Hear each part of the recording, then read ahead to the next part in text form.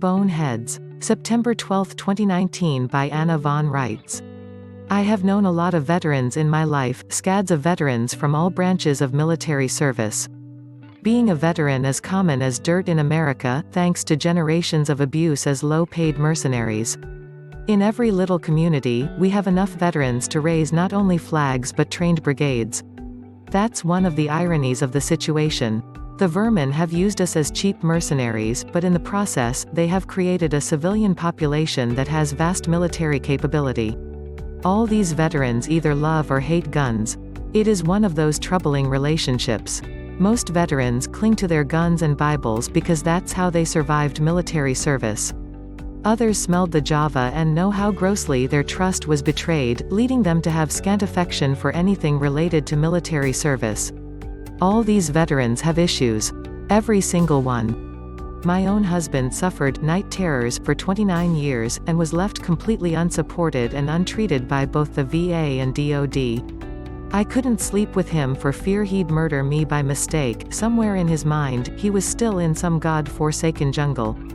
Every night he played out the same mortal struggle, the same vicious fist-to-fist combat against vanished opponents. For 29 years without relief. I could only wish such pleasures on the Queen and every member of her family. Men who suffer like this don't give a damn. They will throw down any place, anytime. So when one of them cracks, it's not cause for any surprise. What's surprising is that so many of them do manage to remain sane, and slowly drink themselves to death instead of firebombing Congress or strafing toddlers at shopping malls. The vast majority of the veterans I talk to deeply love this country. They love the land and soil of their turf. They love their familiar skylines. And they love peace. They are glad to be out of the service. If I ask them, would you prefer to live under military discipline, every single one of them rolls their eyes. What? Am I crazy? Jump and shout and take orders to clean latrines at 4 o'clock in the morning? Who in their right mind would prefer military discipline to life as a civilian? So, why, I ask, don't you come home? Huh? Why are you still living as and claiming to be a U.S. citizen, even after you have left military service? They blink like steers in the headlights. What? Huh? Why are you still living as and claiming to be a U.S. citizen, even after you have left military service? Don't you know that that obligates you to continue to live under military discipline? I repeat. Yes, I patiently explain. While you are in military service, you voluntarily adopt U.S. citizenship during your tour of duty. When the duty is done and you are mustered out, you are free to return to your civilian status as an American. Why are you still calling yourself any kind of U.S. citizen? There's a difference between American and U.S. citizen. They ask, cocking their heads at me like so many Labrador retrievers interested in a game of fetch. Yes, there's a huge, huge difference. Americans are owed all the protections and guarantees of the constitutions. Americans can own land in the states. Americans are free to come and go as they please, when they please. U.S. citizens get rammed out of bed at dark 30 to scrub latrines. They have no constitutional guarantees. They aren't free. They have to buy licenses to breathe. A glimmer of understanding begins to catch fire in a few eyes around the poker table. So. Yes, and you have to know this, or guess what? The service will gladly continue to presume that you are all U.S. citizens for the rest of your lives, and will continue to presume that you are subject to military discipline for the rest of your lives, and will continue to deny you the very constitutional guarantees and basic freedoms you fought for. A big guy in the back row draws in a sharp breath. He finally understands a lot of things. He understands why he has never felt free in his life. He grasps why he has had to live in fear of the IRS, why he had to get a license to get married, why his car had to be registered. He's been misidentified as a U.S. citizen. But wait, isn't he born a citizen of the United States? Yes, boys, he was born a state citizen of the United States.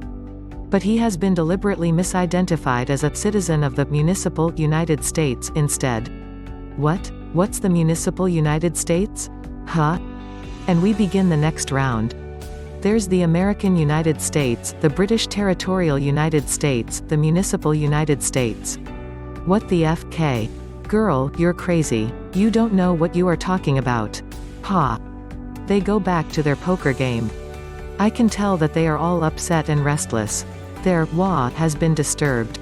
They've heard things they don't want to hear. They've begun to get the drift. I fall silent and finish my beer. As I leave the club, the big guy follows me out to the parking lot. I stop. He stops. For a long moment, he doesn't say anything. Finally, he rumbles his voice awake and says, "I get what you mean. I see it." I nod. I don't know why the others don't get it. We've been duped. Lied to. Yep, I agree. Sold down the river. He squeezes his eyes shut for a moment and draws a deep breath. Well, he says finally, I'll talk to them. And with that, he turns and walks away, a big man, no longer young, dressed in a mechanic's dirty jumpsuit, all alone, going back into the bar. I look around at the scene. A dirt parking lot in a small town, in front of a small veterans club bar, with night coming down in earnest, and I think it all comes down to that one man who heard what I said and understood it. It's up to him to teach himself and teach the boneheads, too. It's a bridge too far for me to do it. They let me into the club out of respect for my husband and father.